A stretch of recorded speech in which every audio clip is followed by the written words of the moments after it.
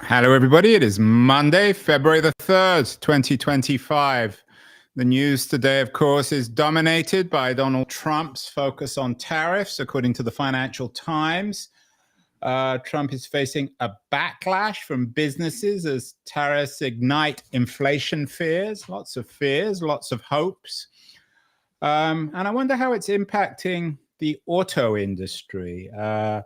One piece by my guest today, Mike Colias from the Wall Street Journal. He's the auto editor of the journal.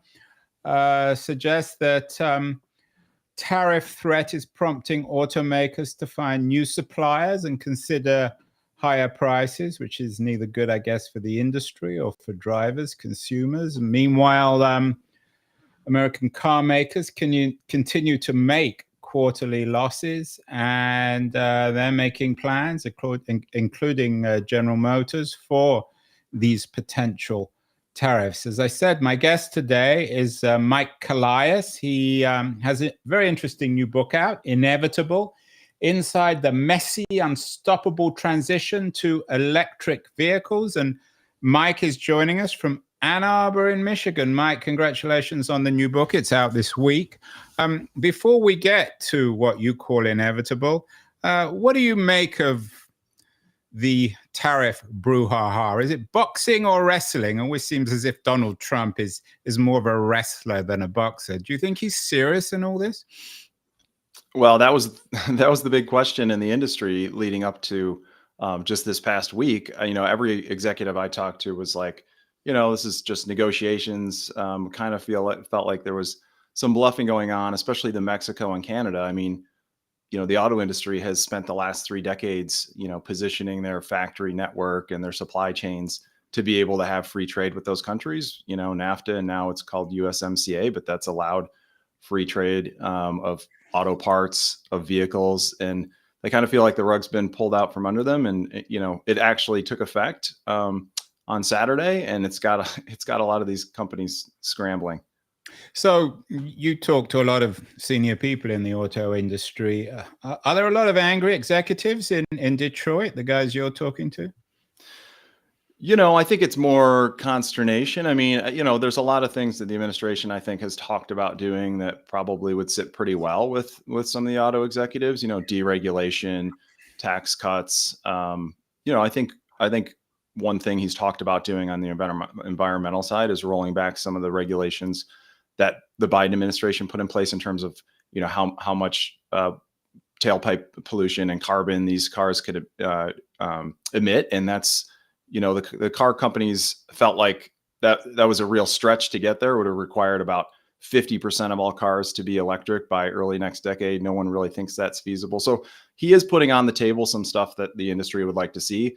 These tariffs are not one of them. Hugely disruptive, and a lot of people think it's going to lead to big inflation and an increase in the price of cars. Yeah, it seems to unite everyone on the left and the right. I mean, the Wall Street Journal, which is a fairly conservative newspaper, are unambiguously negative on these tariff things. What about the unions? Unions are still relatively powerful in the car industry.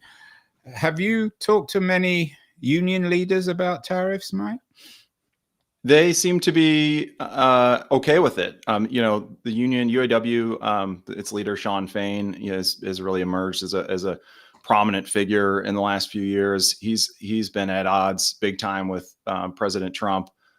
Very much campaigned against him in the election. But when it comes to tariffs, I think the union feels like this is going to be the thing that forces the companies to create more jobs in the U.S., build more supply chains here that could lead to higher employment. And so that's why I think the union sees this as a tool for boosting up the American worker and creating jobs. It's going to be interesting. It will play out over the next certainly few months. As I said, you've got a new book out this week, Inevitable: Inside the Messy, Unstoppable Transition to Electric Vehicles. Is that word, Mike, inevitable, which people often use to describe new technologies like electric vehicles and AI, is that meant literally or with a degree of caution or even irony? Well, I suppose we need to define what I'm talking about when I say inevitable. And I think by that, I mean, the electric vehicle story, the portion of car sales around the world that are electric versus internal combustion is going to continue to grow in the next few decades. And internal combustion gas and diesel engine cars will be on the decline. It's everyone's favorite game to guess like what the percentages might be. A lot of people thought in the US we'd get to half of the market being electric in a decade by 2035. That's probably when it's not looking likely at this point. But I think you need to remember about it is, we talk about the EV transition, and there's actually multiple transitions playing out sort of around the globe. And so here we're seeing a narrow view of things where about 10% of new car sales are either electric or plug-in hybrid. In China, it's 50%.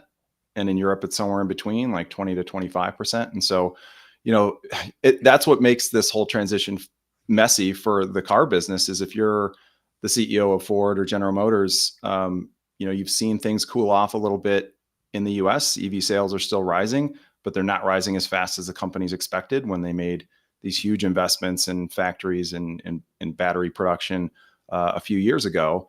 There's a lot of interest, but it's not catching on like these companies thought in the US. And you've written some pieces for the Journal last year about how American buyers at least want hybrids. What's the attraction? I always thought hybrids are drivers attempt to be, so to speak, half pregnant. Either you go the whole way with gas or you go with EVs. Why do people want hybrids, particularly in the US? Yeah, I think hybrids are really proving to be a pretty important sort of bridge technology in this whole transition. A lot of companies, some companies, not all, but some companies felt like, okay, let's skip over that part of it. If we really believe the future's all electric, let's just start making electrics. We're going to keep the gas engine stuff around for a long time, but people are going to want these electrics. And I think they lost the consumer a bit in the plot. It's a big change in the way in your sort of relationship with your car. Plugging your car in every night doesn't come natural, and it's something. Once we've gotten through this sort of early wave of interest by early adopters, people who just love technology or for environmental reasons want an EV, we're starting to get to more pragmatic consumers who are into. There's a lot of interest, but you're asking people to pay a little bit more because they're a little pricier for a technology that they're not. They're a little apprehensive about. They don't know how it's going to fit into their life. So I always understood hybrids to be like the Prius when that was successful, but literally a hybrid is something that can either work with gas or electric. Is that right? So yeah, so there's two different hybrid systems. The Prius that a lot of people think about, which is in the early 2000s came on and was sort of the first one. It's just got a small battery and motor that helps the gas engine. It doesn't drive itself on electric power, but it assists the gas engine to the point where you're getting a lot better gas mileage. We've seen that technology spread to, tons of models now. I mean, it's not, you can walk into a showroom and, it's just another option sitting there. There's many, many models that have that hybrid, and you don't have to think about it. It's not, you don't plug it in. Then there's a second breed of hybrid, right? That's called a plug-in hybrid, where you do plug it in, you get a certain amount of fully electric driving range, let's say 30 to 40 miles before it switches over to gas. And the reason that's appealing to some people is you can get around town without using any gas. If you come back, charge overnight, you can do it again the next day. There's some people who have those hybrid cars who really don't visit the gas station much. And those are a smaller part of the market, but they're starting to catch on too. And it's just, I think you're seeing this as, there was so much interest in EVs in the last 5 years. But a lot of people, when they looked real hard at it, said, I'm not quite ready to take the leap. And so hybrids have really emerged. They're not a new technology, but they've emerged as something that I think people want to, try before they might take the leap to a fully electric car.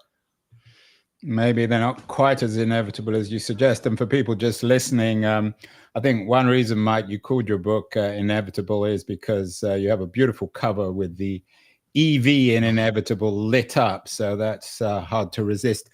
You noted a really astonishing difference between the Chinese and the American markets. You said 50% of what new cars sold in China are EVs, whereas only 15% in America. Lots of interpretations of that. My thoughts are twofold. Firstly, the distances in the US are enormous. And secondly, US car buyers tend to be more conservative and perhaps even reactionary. How would you explain this dramatic divergence in the Chinese and the US market when it comes to EVs? Yeah, it's something that China, it's really interesting to look at the China story and in their arc is in terms of just their automotive industry generally and how they got to be such a juggernaut in EVs. I mean, it's a very young auto industry. They didn't really start making cars till the 90s. They brought in companies like GM and Volkswagen, which were partnered, by law, they had to partner with Chinese companies. And the Chinese automakers could never compete with internal combustion engines. They were always like the little sibling, didn't have the market share. The big guys dominated. And sometime in the early 2000s, the government decided, the only way we're going to get ahead in this industry is we're going to leap to electric over time, and we don't think that the traditional automakers are going to get there. And so they put their thumb on the scale in a big way, right? They incentivized, big incentives for people to buy electric cars, big incentives for companies to make them. A lot of, the battery supply chains are all, very much fixed in China. You've got other supply chains that help. Labor is cheaper. All these reasons, and really, we've seen just in the last 5 years, like the fruits of that, where that market has gone from less than 5% EVs sales now to approaching 50%. And so the reason why I think that's important for the US market, the US is going to take its time. You can't force consumers to buy stuff they don't want to buy. And we've seen that. That's why the companies are struggling to sell as many as they thought they would. But every auto executive I talk to knows that eventually they're going to have to compete against the Chinese on EVs because they believe that that's where the market's going. Investors certainly believe that's where the market going. There's a reason why Tesla's stock valuation is 10 times more than GM and Ford combined, right? It's bigger than the 10 biggest automakers in the world. Which is an astonishing statistic. It really is. And they make fewer cars than GM, Toyota, Volkswagen, right? But investors have decided that this is where it's going. That's where the growth is. And so, it's hard. If you're GM or Ford, you're losing a lot of money on your EVs right now, and you're making money on the stuff you've always been profitable on, which is big pickup trucks and SUVs. But they're not leaving to chance. They don't feel good about tariffs protecting them from these really tariffs is the King Canute of all this, trying to stop the waves. Has this story, Mike, been told loudly enough in the US of the success of the Chinese EV market and its industry? Lots of anti-Chinese sentiment in US media. I've had too many shows with people coming on warning about Chinese this and that. You've written about it, but do you think most Americans and perhaps most people outside China quite understand the remarkable success of the Chinese EV industry? I think it's starting to seep in a bit. I mean, when I started in on this book project a couple of years ago, that was one of the more surprising things. I've been to Shanghai a few times and seen the market there, but it was pre-pandemic, right? And so I was really surprised at sort of the arc of how they've gotten to where they have and how quickly they've emerged as this EV powerhouse. And I don't think, I'm not hearing people clamoring for, let's let Chinese cars into the US. I mean, I think President Trump at times has said, as long as a company's willing to build factories and employ workers here, we're going to be more open to that. Like, we'll see. I mean, there's national security concerns around that. The US has banned Chinese cars for that reason too. They don't want the software coming in. And right. I was just in the market a couple of months ago for a new EV. And one of the cars I was looking at was the Mini, which of course is now owned by BMW, but the latest Mini EV is made in China. So it's not available in the US. I think you can buy it in Europe and obviously in China. So it's a complicated situation, isn't it? Yeah, it's a long-term threat to the companies that are playing in the US market, because there's a few EVs that get shipped over from China, made by like Volvo, Polestar, but it's a few thousand. It's not in Europe. This is more of a present danger for the European car companies. And I want to get to Europe in a second. Yeah. How good are these Chinese electric cars? I found some articles online suggesting that there are Chinese electric cars that they'd love to see in the US. Is this rather like the Japanese car industry or even the Korean, where at first no one took the cars seriously and then everybody wanted them?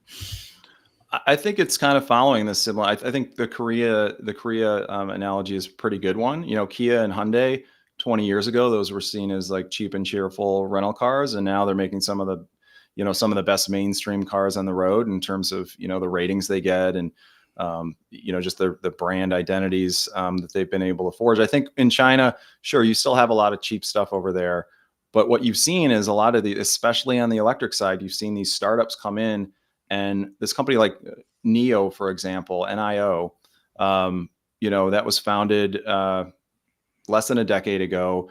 They went out and hired BMW's head of design, to be the one who sketches the cars, and all of a sudden they're turning out these beautiful vehicles. Now they've struggled and they've had to get bailed out by the Chinese government, and it's taken them a while, but now they've got these retail centers all over big cities in Europe where it's like a high-end spa. They've really nailed the branding. There's several players like that are making cars that if you step in the companies that come to mind are BYD. I think it's the best known one. NIO, as you said, XPeng, Li Auto, yep. Leap, Zeekr. How in China? You said you spent some time in Shanghai recently. How much has the rest of the infrastructure changed, particularly when it comes to charging? Is it quite easy to run an electric vehicle in China? Or, is there a lot of availability for home charging and charging on the road? In the US, of course, Tesla has a strong infrastructure, but the other companies are less impressive. I've owned a Tesla, so I know how good they are. I just got a BMW where the infrastructure is growing, but much less impressive than Tesla. That's right. Yeah. The last time I was in Shanghai was actually 2018. So it was before the pandemic, and a lot has changed. One of the things that was striking to me in researching the book was, I think, the number of fast chargers, and really, I think fast chargers along highways is really what you need. We can talk about charging, but I think that's a key ingredient to EV adoption. And China has something like 20 to 25 times more fast chargers than the US does. I mean, it goes back to that whole China plan that the government had to sort of, plant the seeds and dominate this industry. They've just thrown a ton of money at it. And so that highway charging is big because that's what really drives adoption. So if you look at the China market, the two things that really hold people back from buying EVs, higher prices and worrying about charging, they've kind of solved both those. And that's why you're seeing close to half of the market now become EV. I'm assuming also in China, most people live in high rises or certainly in urban settings where they don't live in houses. So presumably those sort of collective charging stations are much more important, whereas Americans, and it's easy to generalize here, tend to have their own houses. You mentioned Europe earlier. Is Europe, as always in these situations, somehow caught between China and the US? The German car makers, of course, the German car industry is critical to its economy, which is in crisis. Have German car makers, even if they're reporting a sales drop, your newspaper reported last year, I just got a BMW EV, which is really impressive, much more impressive in my view than a Tesla. Have they responded more impressively, certainly than the American car industry? Yeah, it's approaching a quarter of the market. I think they've been forced to go harder into EVs earlier because the EU's regulations on carbon emissions have tightened considerably, and this year they kick in even harder. And so some of this is just regulatory driven. But what you have seen is the companies are now trying harder, right? They're putting out really nice vehicles, whereas 10 years ago they were just putting out whatever they needed to check a regulatory box. The stuff they're putting out now is it's eye catching. They're fun to drive. These are quick and quiet. And, you ask any EV owner and most of them will say they're not going to go back. So I think the Europeans have been forced in a couple different ways, not only regulatory, but they're getting hurt harder by the Chinese in the China market. That's been a huge source of profits, more so for the European brands in general than maybe the US brands. And every big car company has seen massive market share losses in China with what's gone on in this shift to EVs in the last 5 years. And so that's really hurt the bottom lines of the German automakers at a time when Europe's economy is now struggling too. So it's kind of a double whammy. And now you've got tariffs in the US that also affects companies like BMW, who make a lot of things in Mexico. So they're really under pressure, the European automakers. So you're making me feel good about getting my car last month. What about a kind of reverse colonialism here, where now I know that VW is, one piece of news is it's handing its factories to Chinese electric car makers, presumably within China. Are you seeing strong alliances between China and Chinese and European manufacturers? We've started to see some of that. Volkswagen, Nissan, I believe, have Stellantis, which makes Jeep and Ram. They've partnered with Chinese EV makers, so it's almost a bit of a reversal than what went on in the 90s and 2000s, where you had the big global automakers going in and sort of teaching the Chinese about car technology. Now it's almost flipped, where the Chinese have the advantage on battery technology and how to screw these cars together efficiently, because that's a big part of the batteries are so costly that the companies are under a ton of pressure to try to figure out how to do this as cost efficiently as possible. That's why many of the companies are still losing money, is there's just, the batteries are so expensive. Chinese seem to have it figured out. A lot of that has to do with what's gone on in the supply chain there and government subsidies. And there's a bunch of different factors, and they've certainly, tilted the market in that direction. But I think the Western automakers are now seeking, advice and help from the Chinese automakers. Yeah, we've done some shows on Chinese quote unquote colonialism in Africa and its mining of essential components for batteries. How important is all this policy, do you think, in more official Chinese policy, especially in terms of relationships with countries in Africa, in particular, with valuable primary materials for the manufacture of batteries? Yeah, I think cobalt is one where. Yeah, we did a book. I don't know if you've read it. It's an excellent book, Cobalt Red, which. Yeah. Yeah, I think, it's amazing what China has been able to do. I mean, they mine a lot of the key minerals. The usual suspects tend to be lithium, nickel, magnesium, cobalt, graphite. China has a lot of that. They mine a lot of it on their own. The stuff that they don't, they've been able to go and buy companies in Africa, in the Congo. You can go to towns there, and it's like all Chinese restaurants, for example, because the Chinese have bought up so much of those assets.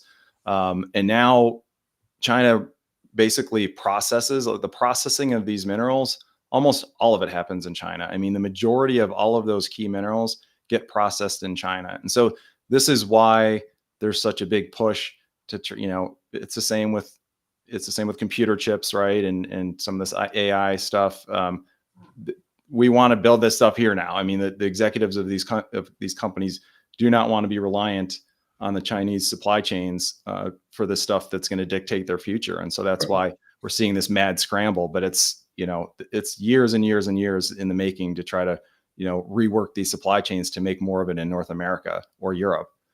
Yeah, it's hard to see the Americans or even the Europeans catching up. It's rather like Trump coming to a fight with rocks in his pocket and facing the Chinese, who have machine guns or even nuclear weapons. I mean, it seems to me that the tariff issue simply misses the point on these complex new supply chains, as you note, and the inevitability ultimately of electric vehicles.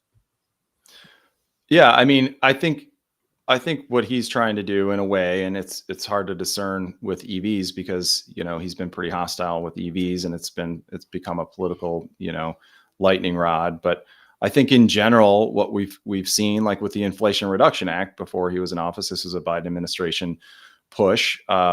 They made it so you can only get the tax credit. It was $7,500 tax credit available for many people who buy an electric. Well, you can only get that now if the batteries in the car are made in the U.S. I mean, they've set it up so we're trying to, if the federal government's going to subsidize some of this stuff, it's going to have to be in the spirit of creating jobs in the U.S., getting some of the supply chain over here. It's just right now, it's you have to go through China for so much of that it's hard to stand up those industries.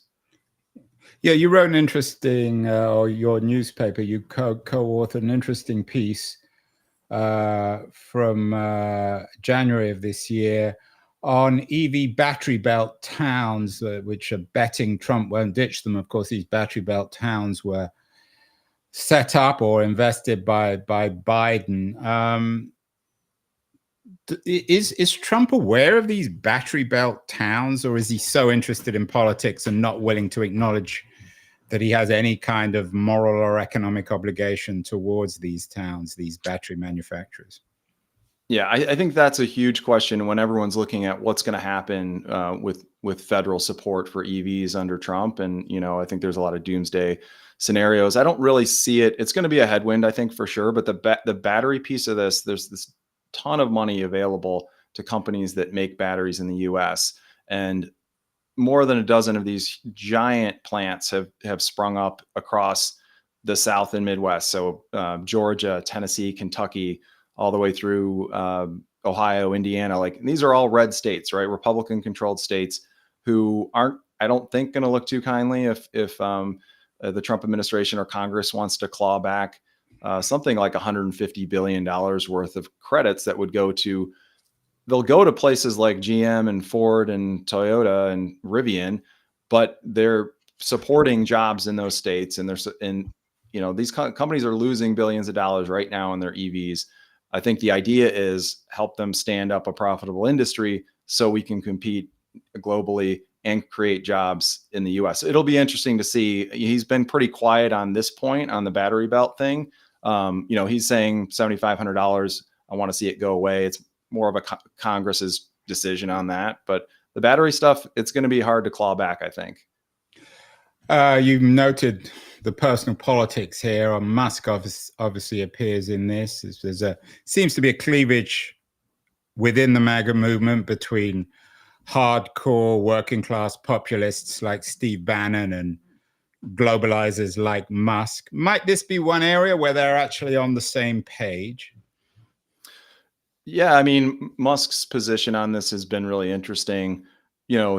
He's the CEO of the largest EV maker in the world, right? So you would think that he would support federal subsidies for EVs. He does not, even though his company over the years has certainly been helped by the federal government, loans early on. And, this credit regime where companies that their cars aren't as green as others, they have to pay a tax basically to Tesla. They have to buy credits from Tesla. That's been a source of billions of dollars over the years. But now what Elon Musk says is he doesn't think there should be any government help on this stuff. And I think in the short to medium term, that's going to hurt Tesla. But I believe it's a calculated bet that it's going to hurt his rivals more. And then, I think Musk more and more views Tesla as more of a tech company that's going to solve self-driving cars and, AI and robotics. And, he even said the other day, like, EVs, like, he used the word inevitable. He said, this is, you're going to have to start with electric. Those are table stakes. And then from there, the race is on the tech, the self-driving technology. That's where he's steering Tesla. So, I think well, I'm not sure if he's steering it, Mike. Well, yeah, that's true. And they're launching. I want to get on at the end of this conversation to self-driving cars. Teslas have announced that they're launching a self-driving car service in Texas in June of this year. What about the other politics? Chrysler Freeland, who is rumored to be the next Prime Minister of Canada, has been very aggressive in suggesting that Canada should essentially punish Musk's Teslas. Can you see a lot of these new trade wars being built around Tesla and Musk's personality? Yeah, I don't know if, we'll have to see how the Musk-Trump relationship plays out. I mean, right now, he seems to be very much a point person in the administration. He's, I think he's been in lockstep with a lot of these big questions on tariffs and trade and EV policy.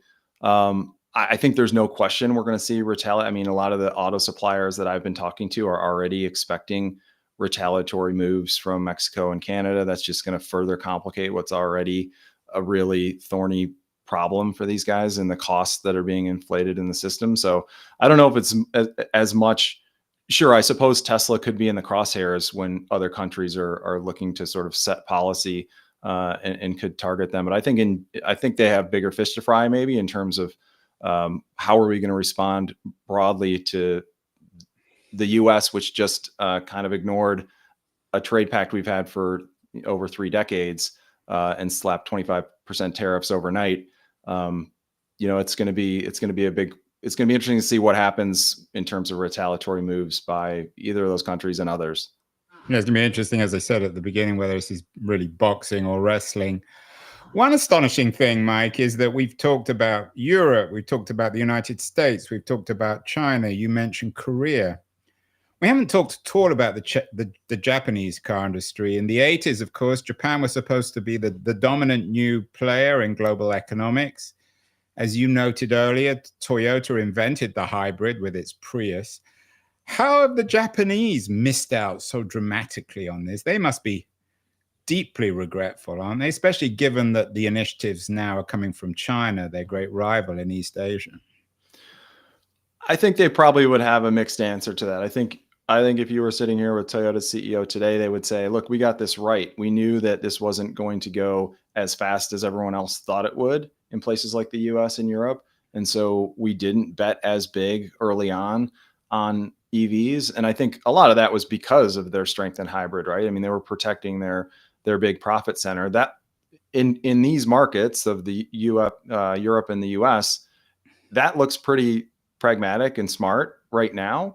But I do think that they face these same long-term risks of China getting too far ahead on EVs and battery technology. And it's not like they can, stand there smugly and say, we told you so, because US demand might be lower than people expected right now. I think they know that they're going to have to change over time and really compete with companies like Tesla and NIO and XPeng and BYD. Yeah, it's funny. Back in the 80s, people were using your I word, inevitable, to describe the Japanese car industry. So it should be perhaps a reminder, a warning that we have to be careful with this word. Although one thing that, again, seems inevitable, we touched on this earlier, and maybe it's an appropriate ending, is the role of AI and of self-driving cars. Waymo, which is owned by Alphabet, the Google company, dominates now San Francisco streets. It's hard to go out now in San Francisco without seeing a Waymo.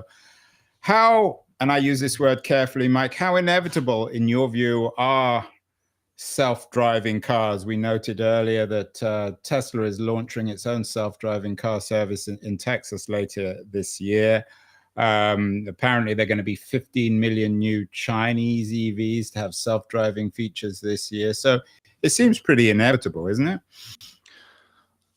I would feel less comfortable putting the word on a book about autonomous cars right now than electric cars, I think. We've seen a lot of head fakes on this technology before. It certainly has advanced. AI is going to help. There's actual robo-taxi services, ride-hailing services that Waymo's now offering in several cities. As you said, Tesla thinks it's going to get there this year. So we're seeing actual commercialization of the technology, which we hadn't, that was supposed to have happened many years ago, according to the industry. It never did. I worry that this whole market is kind of one bad incident away from a backlash by either regulators or consumers. I don't know that people are ready to have, robot cars running over people. I mean, we want other humans to run over us. I think, I think the idea that a robot car, if and when there's an incident, and they've gotten much, much safer. And I think, we're at the point where they're going to start to claim that these are safer than the average car, the average driver, even the best of drivers. I could see us getting to that point. The regulatory framework hasn't sort of kept pace, and it's a bit of a wild west right now. And I do worry that there could be an incident that happens that sets it all back, because we've seen that in the past. Finally, we haven't even talked about this. There's so much to discuss. The Washington Post had an interesting piece on, maybe doesn't use the word inevitable, but it suggests that your robot chauffeur is on its way. We should welcome it. Certainly, it will bring down traffic accidents. Some people might miss driving. But what about the broader issue, Mike, of the environment? Of course, many people still associate EVs with addressing climate change. How, if it is indeed inevitable in the long term, in the next 30, 40, 50 years, that everyone driving in the world will be driving electric vehicles, what kind of impact will this have on the environment? Well, it's a misnomer that these are zero emission vehicles, right? I mean, there's more carbon emissions that go into the manufacturing of an EV than a regular gas car, because of the minerals you have to extract from the earth. And there's a bunch of electricity it needs, and water consumption in the battery process. So when an EV rolls off the assembly line, you're already, you're behind. That was worse on the earth than the gas engine car that's rolling off the assembly line. Of course, over time, as you drive with electric power instead of fossil fuels, that works itself out to the point where at the end of the life cycle, it's been 30% less emissions from the EV than the gas powered car. So it's not perfect by any means. A lot of it depends on where you live and where, if it's fossil fuels that generate your electricity. And for most Americans, that's the case. But by and large, it's better for the environment than gas powered cars. And one thing on the autonomous, I think, is important to point out, which is another reason why I think it's inevitable from the car industry standpoint, is these EVs are the best tool to move in the direction they want to move on autonomous cars and more digital cars and updatable cars. You can do that stuff with gas and diesel vehicles, but it's harder to do. It's a lot easier to do with electrics. And so that's why you're going to see this move play out more on the supply side, where the car makers are making more EVs than internal combustion. Yeah, and of course, the big boom these days is in AI. It's interesting that Silicon Valley's missed out on this. There used to be lots of talk about an Apple car. I think Apple have given up on it. So this is another revolution. Maybe the margins or the scale isn't there for big Silicon Valley companies. I mean, Google owns Waymo, but Apple and Amazon and Facebook, the major players in Silicon Valley, are not really participants in this market, are they? They're in the car. All of the big guys have software and digital features in the car. NVIDIA's got chips in the car. Google and Apple have their interfaces where you can kind of like reflect what your phone looks like onto your screen. I mean, all that stuff. The tech companies are very much ensconced in the auto industry, but no, none of them have had the appetite to go build a car like we saw with the Chinese smartphone brand Xiaomi. Came out with a car last year, and now it's been a huge hit. They're selling tens of thousands of them. They kind of did almost overnight what Apple had talked about doing for a decade and never did. So yeah, not the stomach to get into the car business itself, but certainly part of the electronic, part of the car they're in. Well, Mike, Colias, the author of Inevitable, Inside the Messy, Unstoppable Transition to Electric Vehicles. You're a confident man, Mike, to use the word inevitable, but perhaps you're right. The book is out this week. Congratulations. And this is a story that will continue to run. It's going to have huge ramifications for how we live in the 21st century. So we'll get you back on the show to talk more about the inevitability of electric vehicles. Mike Colias, thank you so much. Yeah, would love to come back on. It's been a joy talking to you. It was really